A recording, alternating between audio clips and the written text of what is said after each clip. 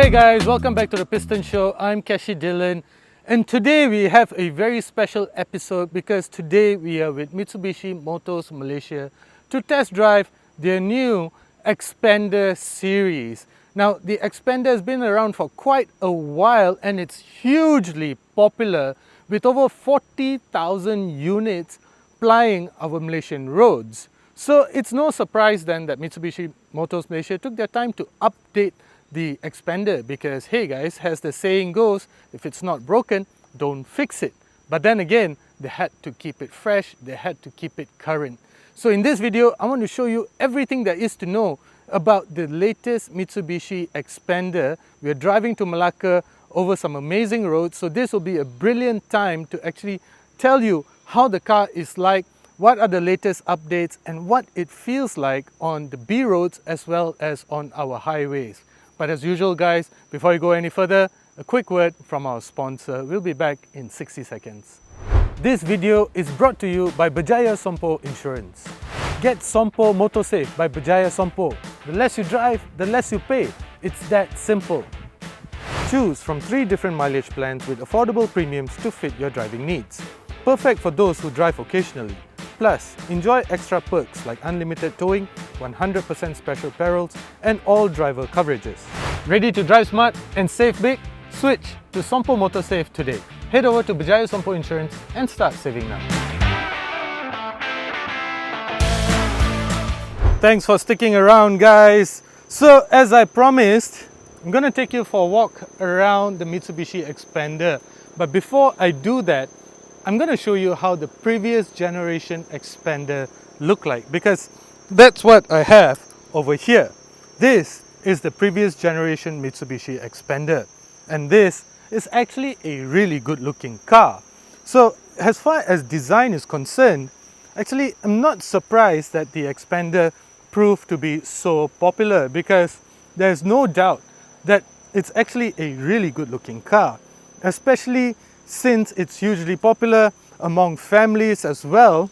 So it's also a blank canvas of sorts, because we have an entire movement among Mitsubishi XPander owners that actually will modify this car to make it look a lot better. Now though, let's go take a look at the new XPander. Jang! It's this one over here.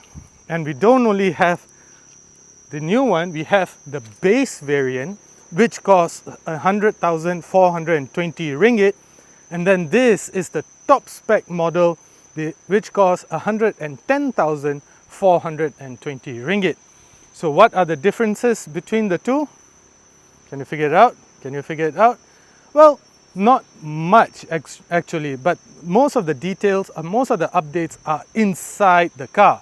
But one of the key giveaways is this silver accent over here, because this has black, whereas the top spec model has silver.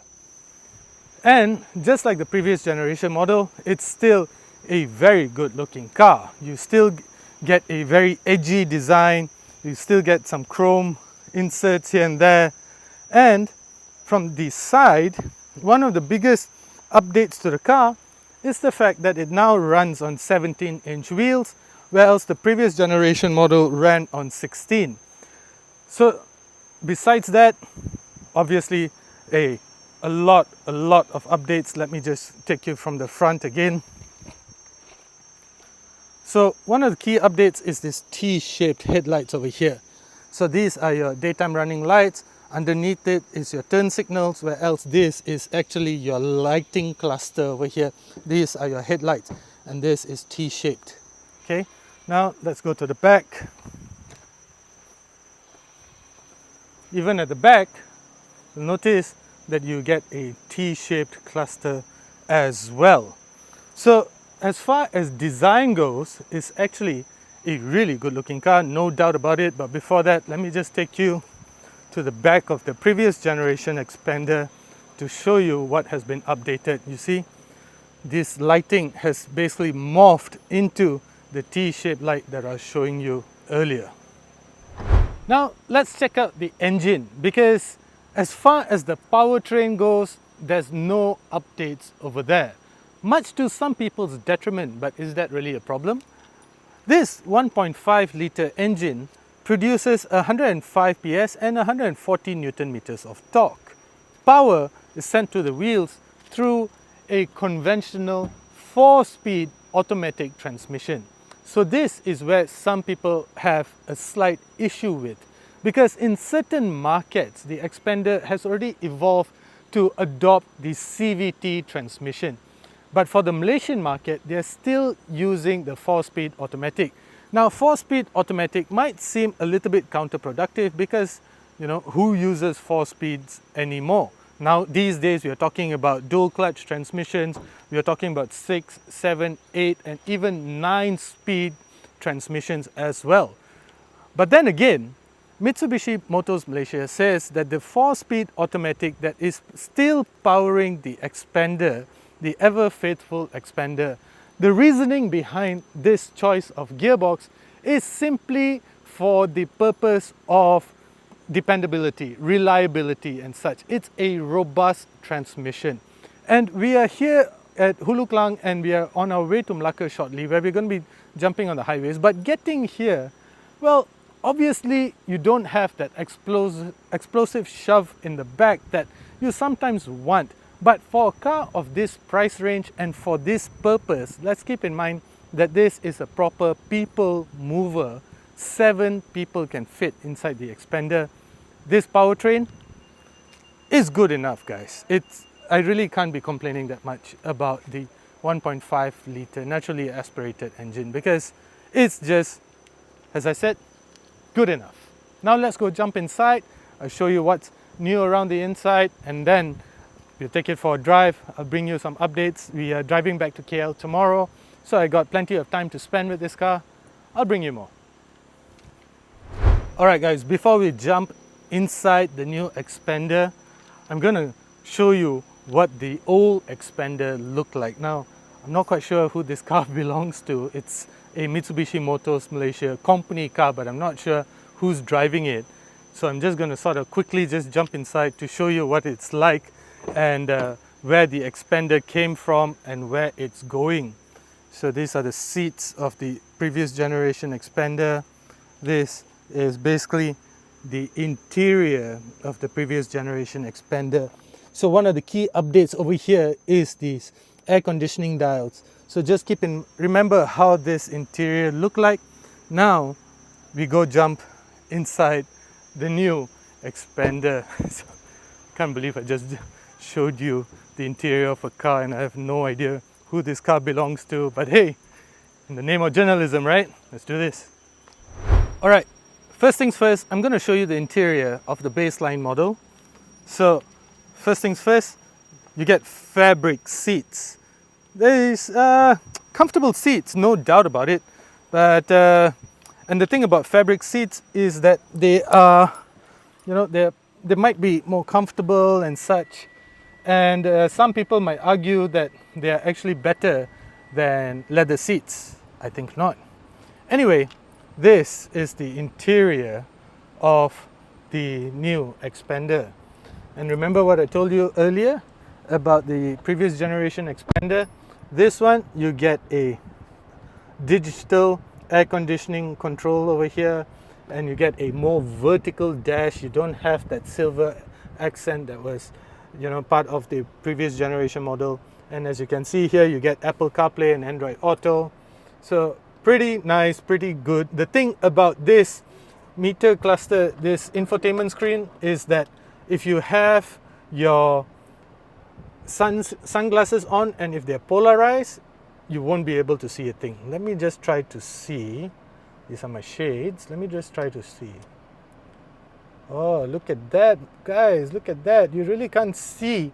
If you have your glasses on, your shades, you really won't be able to see much of the infotainment screen, which is a bit of a bummer, because sometimes when you are looking at the navigation and such, and you have to either see it sideways from the edges of your shades, or you have to put your shades down.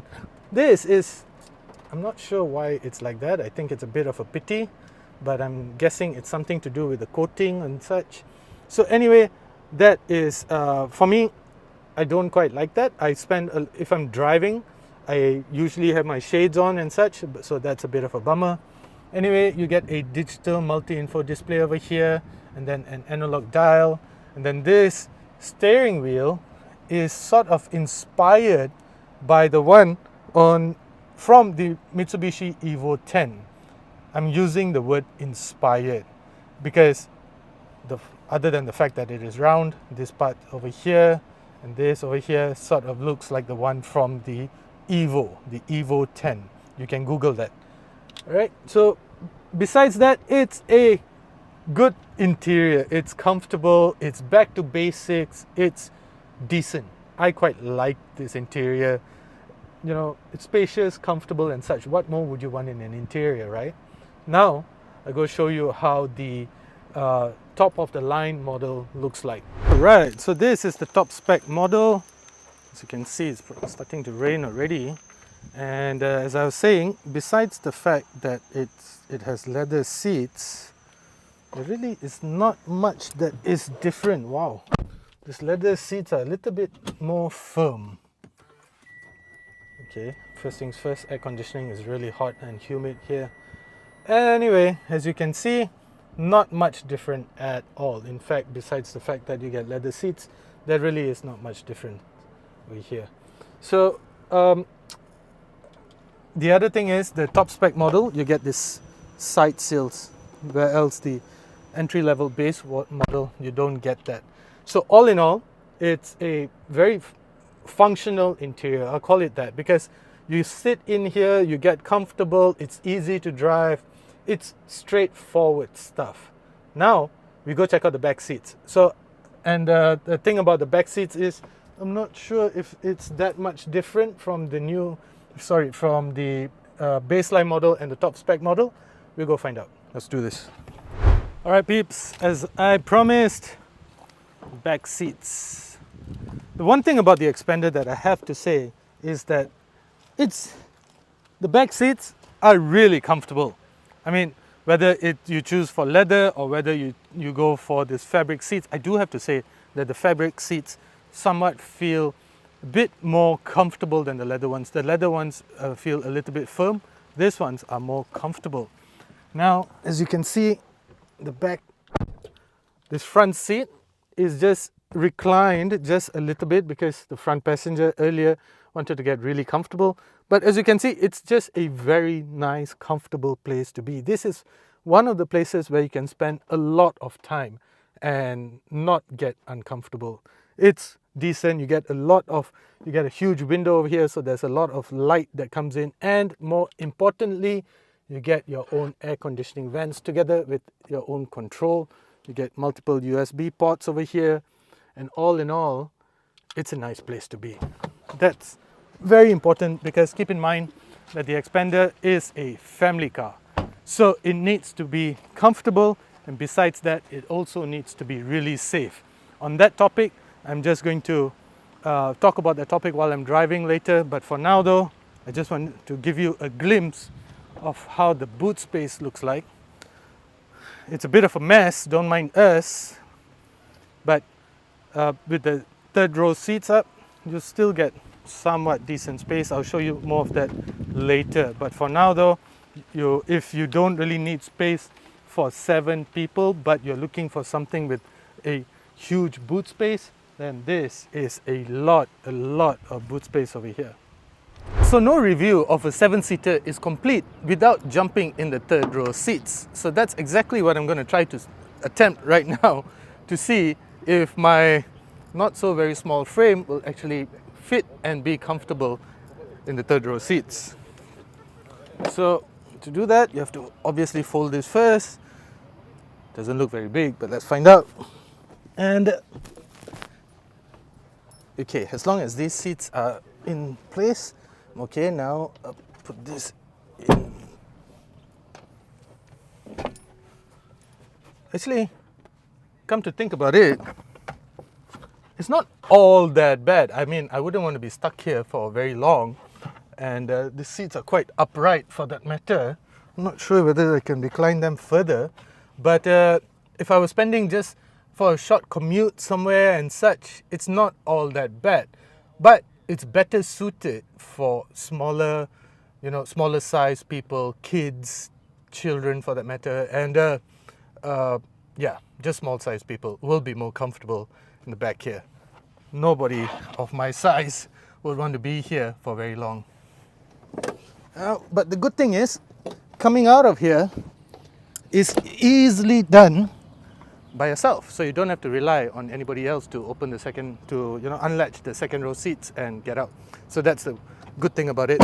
Third row seats, yeah, not very fun if you're about 6 feet tall. Hey guys, what are some of the things that you consider when choosing a petrol brand? For me, I make sure that the petrol can keep my engine clean and also give me better mileage. I'm sure everybody thinks about this when choosing a particular brand. With BH Petrol's Infinity RON 95 Euro 4M, you get precisely that. It has special German additives that reduces the amount of deposits that build up in your engine over the long term, keeping it clean. It also has improved friction modifiers that reduces the amount of friction that your engine has to go through, ultimately giving you better mileage and making BH Petrol's Infinity RON 95 Euro 4M the right choice. When it comes to driving the Mitsubishi XPander though, I think it offers a really nice balance of comfort as well as, again, practicality. I like there are many cubby holes around the interior, so even while you're on the move, you kind of have a lot of space to keep things tucked away yet within reach. So everything is just an arm's reach away. Your smart tag, your phone, your devices, your entertainment, everything is just a short stretch of your arm away. On the highway, as we are doing right now, about 110 kilometers per hour, I think it offers a very nice balance of refinement as well as control. So 110 kilometers per hour right now, yes, I do get some wind noise that is intruding back into the cabin, and if I increase the speed a little bit, the car responds, the powertrain responds almost immediately. You can feel the gearbox downshifting, and you get 141 PS right under your right foot. So in that sense, it's nice balance of everything. It doesn't particularly excel at anything. The interior is not exactly whisper quiet. You do get the tire roar, you do get some wind intrusion in here, but keep in mind that this is a 7-seater family MPV that costs 110,420 ringgit. So there are a couple of things that we can give and take with this car. One thing that I do like though is the way that the suspension feels and the way that the steering wheel communicates with the wheels. I think the steering wheel offers it's a very chatty one. You kind of always know what the wheels are doing. The suspension, on the other hand, has been revised, and that offers a very nice balance of comfort as well as control. It absorbs everything that the road throws at it, and yet at the same time, it lets you know what's going on with the road underneath as well, and you kind of pick that up through the steering wheel, so you always feel very much in control of the car. Now you might be wondering, how does the engine feel? Because it's a 1.5 litre unit and it's supposed to move 7 people with just 105 PS and 141 Newton meters of torque. Well guys, I just sort of stretched my right foot, brought us up to speeds that I will not mention over here, but it's nice, it's practical, it's not explosive in nature. You got to kind of understand the powertrain that we are working with over here. But what it offers is good enough as far as power is concerned. But what about fuel consumption? Right now, the average fuel consumption, guys, is 7.4 liters per 100 kilometers, which to me is acceptable. So I'm not sure how it will feel with 7 people in this car, but right now there are 3 of us, and for me, that's quite decent. And there are a couple of things that I wish that were better. So it's a family MPV, right? I wish there were more than just 2 airbags. Of course, it has some other safety systems that are working to keep you and your passengers safe, but I believe that there should be more than 2 airbags. This is perhaps a production thing that Mitsubishi will probably work on later as well. Now though, the other thing that I do not like is the infotainment system and how it sort of just disappears as soon as I wear my shades. Right now the screen has just completely blacked out. So that is something that I think could be better as well, because if I'm referring to the navigation, I can't put my shades on. So yeah, a bit of a bummer there. The other thing that I like though is cruise control. It's not adaptive, but at least it's there. And right now I've just activated it with 2 flicks of a button and I can rest my right foot. So in that sense, practicality, refinement, comfort is a given.